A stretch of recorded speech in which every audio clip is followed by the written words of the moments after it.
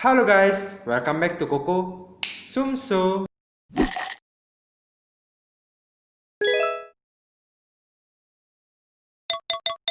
Teman-teman, pernah nggak sih teman-teman dengar istilah tentang hantu jeruk purut atau cerita tentang pastur kepala buntung? Kalau teman-teman pernah dengar istilah ini, berarti teman-teman itu sama kayak Koko, lahirnya itu di bawah era tahun 2000-an.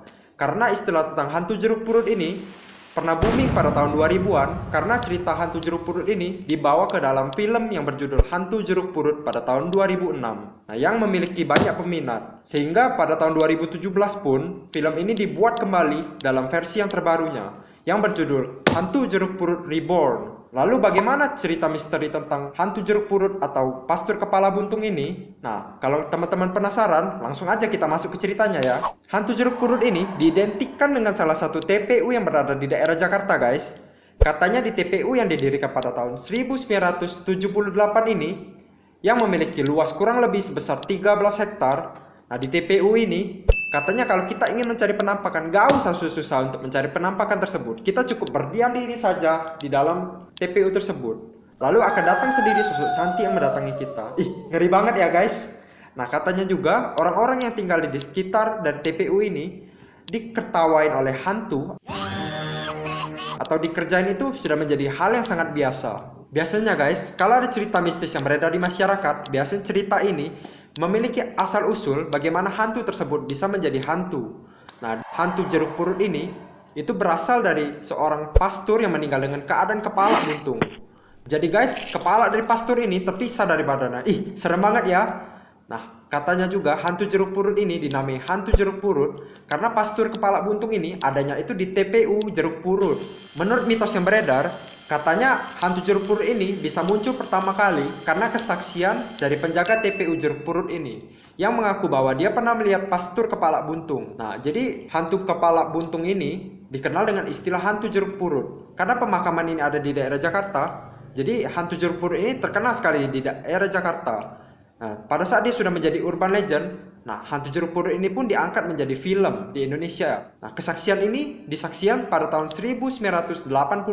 Sejujurnya guys, gak ada yang tahu pasti bagaimana sejarah dari hantu jeruk purut ini. Katanya sih hantu jeruk purut ini merupakan roh yang gentayangan. Dan dia ini salah pulang, atau bisa dibilang hantu jeruk purut ini adalah hantu yang nyasar guys. Karena dia nggak tahu caranya pulang ke pemakaman dia sendiri. Hantu jeruk purut ini katanya pemakamannya itu ada di TPU Tanah Kusir, atau pemakaman bagi orang-orang Kristen. Karena dia ini kan pastur.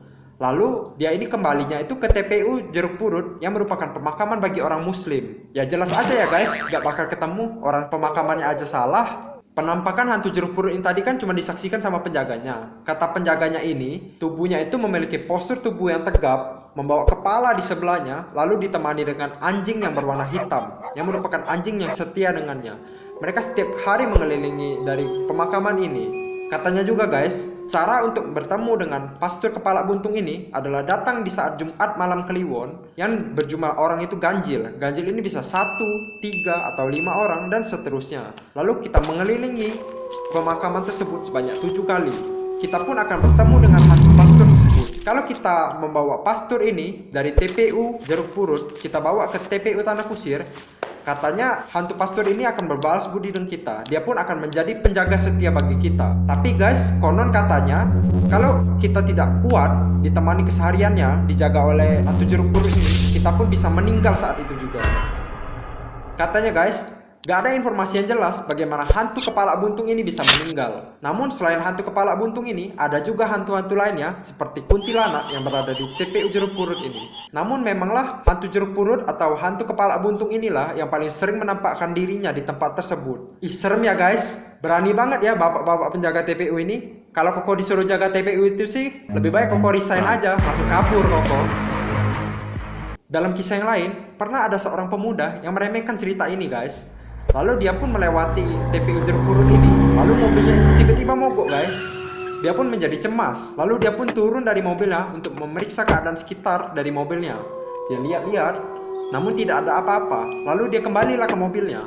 Pada saat dia masuk ke dalam mobil, nah beberapa pemuda ini langsung melihat bahwa ada hantu kepala buntung di depan mereka. Mereka ketakutan. Lalu mereka coba menghidupkan mobilnya, namun tidak hidup. Tapi tiba-tiba lampu dari mobil itu tiba-tiba nyala sendiri guys. Jadi mereka pun ketakutan dan panik. Setelah mereka cemas-cemasan beberapa saat, mobil itu barulah itu. Namun pada saat mereka itu gas dengan kecepatan penuh, nah speedometer kan udah menunjukkan angka maksimum, tapi jalannya itu tetap pelan. Nah dan juga pada saat hidup ini, pada saat digas, nah pada rumah cowok itu dekat dari tempat tersebut, namun dia itu baru sampainya sampai fajar karena mobilnya itu jalannya lambat sekali. Namun pada saat keesokan harinya, semua keadaan pun kembali normal seperti semula guys. Kemudian guys, ada kisah nyata dari TPU Jeruk Purut ini yang disaksikan oleh seseorang yang bernama Asmari bersama bapaknya. Nah bapaknya ini kan ada dua guys, ada yang bilang nama bapak ini Sapri, ada yang bilang namanya Supri. Nah itu terserah ya guys, kok anggap aja bapak ini si Sapri ini guys. Jadi Asmari dengan bapak Sapri ini berkeliling mengitari makam tersebut. Nah, mereka ini merupakan penjaga dari TPU Jeruk Purut ini. Mereka sering sekali lihat makhluk-makhluk gaib seperti pocong, genderuwo, kuntilanak, dan juga tuyul. Lalu pada tahun 1986 tadi ini, mereka itu barulah melihat sosok dari hantu kepala buntung ini. Ada juga mereka itu melihat anak kecil yang tidak menggunakan busana, dan ini berkeliling di sekitar pemakaman tersebut sambil tertawa-tawa. Serem banget ya guys. Guys, meski banyak penampakan hantu-hantu di TPU ini, namun penampakan ini nggak menyurutkan nyali dari orang-orang yang ingin menguji nyalinya. Kata juru kunci dari TPU Jeruk Purut ini, hampir setiap minggu pasti aja ada orang-orang yang ingin menguji nyalinya di TPU ini. Nah, katanya biasanya orang-orang yang ingin menguji nyali ini adalah orang ABG yang sok berani atau orang-orang ABG yang ingin menguji keberaniannya di TPU ini. Kalau Koko sih mending menjadi penakut aja guys, karena Koko emang takut kalau ada di daerah TPU itu. Tapi lebih baik seperti itu mungkin. Yang penting kita selamat ya guys. Kalau kalian gimana guys? Guys, kata juru kunci dari TPU Jeruk Purut ini, ada 4 lokasi yang paling sering dijadikan sebagai lokasi uji nyali. Lokasi yang pertama itu adalah pohon kembar. Lokasi yang kedua adalah sumur keramat. Yang ketiga adalah pohon benda. Sedangkan yang keempat ini adalah makam keramat. Namun yang paling menyeramkan dari semua tempat ini adalah pohon benda ini tadi guys. Karena pohon benda ini merupakan tempat berkumpulnya dedemit-dedemit yang berada di daerah pemakaman tersebut. Orang yang menguji nyali di daerah tersebut sering sekali melihat dedemit yang ada di pohon benda ini guys. Jadi guys, film ini bermula dari 3 orang sahabat. Yang pertama ini ada Irene, Chesa, dan Nadine. Irene ini merupakan pemeran utama yang tinggal dengan ibunya. Ibunya ini sudah bercerai dari ayahnya sehingga dia cuma tinggal dengan ibunya. Irene dan Chesa temannya tadi ini bertemu dengan seorang penulis novel yang bernama Anna. Nah, Irene ini senang sekali bertemu dengan Anna tersebut tadi karena Anna ini membantu Irene untuk membawa novel yang ditulisnya kepada penerbit.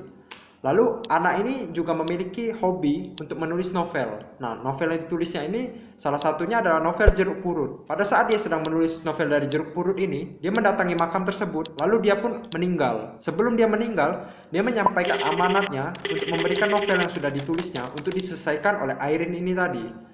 Sehingga Irene pun menerima amanat tersebut. Dia ingin melanjutkan novel yang ditulis oleh Anna tadi. Nah, lalu Irene mendatangi pemakaman dari Anna tersebut. Dia melihat kalau Anna ini meninggal dengan cara yang menggenaskan. Irene pun meminta bantuan kepada Nadine dan Chesa untuk meneruskan novel yang sudah ditulis oleh Anna tadi guys. Kata Koko kan, untuk mendatangi TPU Jeruk Purut ini diperlukan orang ganjil. Nah mereka ini pas sekali, mereka ini bertiga, yaitu Irene, Nadine, dan Chesa. Namun suatu kejadian yang membuat Chesa tidak dapat mendatangi kuburan tersebut. Namun dia pun digantikan oleh Valen yang merupakan pacar dari Nadine ini tadi guys. Lalu mereka pun bertiga mendatangi TPU tersebut. Akhirnya mereka bertemu dengan pastor kepala buntung tersebut. Lalu Irene pun segera mengajak mereka untuk pergi dari kuburan tersebut. Lalu Irene meninggalkan kuburan tersebut bersama teman-temannya. Setelah melihat pastor itu, Irene pun semakin giat untuk menuliskan dari kejadian yang mereka alami pada hari tersebut. Pada saat Irene melanjutkan novel dari anak ini, dia pun sering sekali diganggu oleh sesosok kuntilanak yang mengganggunya. Cerita pun terus berlanjut hingga terbukti bahwa kuntilanak ini tadi adalah seorang wanita yang bernama Lasmi dulunya. Lasmi ini sedang berjalan dan ingin bertemu dengan seorang pastor sambil membawa roti gandum. Namun saat di perjalanan tersebut, dia pun bertemu dengan seorang pria yang ingin memperkosanya. Lalu pastor ini pun tidak sengaja lewat dan melihat bahwa Lasmi ini ingin diperkosa. Sehingga terjadi perkelahian antara pastor ini dengan pria tersebut. Namun pria tersebut mengeluarkan senjata tajamnya dan membunuh dari pastor ini. Lalu Lasmi pun juga ikut dibunuh oleh pria tersebut. Nah guys, kurang ajarnya, pria ini menyamar menjadi pastor tersebut. Dia menggunakan dandanan mirip pastor tersebut. Namun kejahatan tetaplah kejahatan guys. Akhirnya terbongkar juga bahwa sebenarnya pastor tersebut adalah pastor palsu yang menyamar sebagai pastor tadi. Sehingga warga pun membawa pastor tersebut, mereka pun menyiksa pastor tersebut, lalu mereka pun memotong kepala dari pastor tersebut. Jadi hantu pastor kepala buntung ini tadi merupakan hantu dari pastor palsu tadi yang dipenggal oleh warga kepalanya. Nah guys, gimana, serem gak sih cerita kali ini? Kalau serem, kalian tulis di kolom komentar di bawah ya, serem. Serta kalau kalian suka dengan video ini, kalian boleh tekan tombol like dan share ke teman-teman kamu. Serta kalau kalian ingin terus mendukung channel ini, kalian bisa tekan tombol subscribe di bawah dan tekan tombol lonceng notifikasi di sebelahnya supaya kalian gak ketinggalan video-video terbaru dari Koko. Sampai jumpa di video berikutnya. Stay calm and drink your Koko.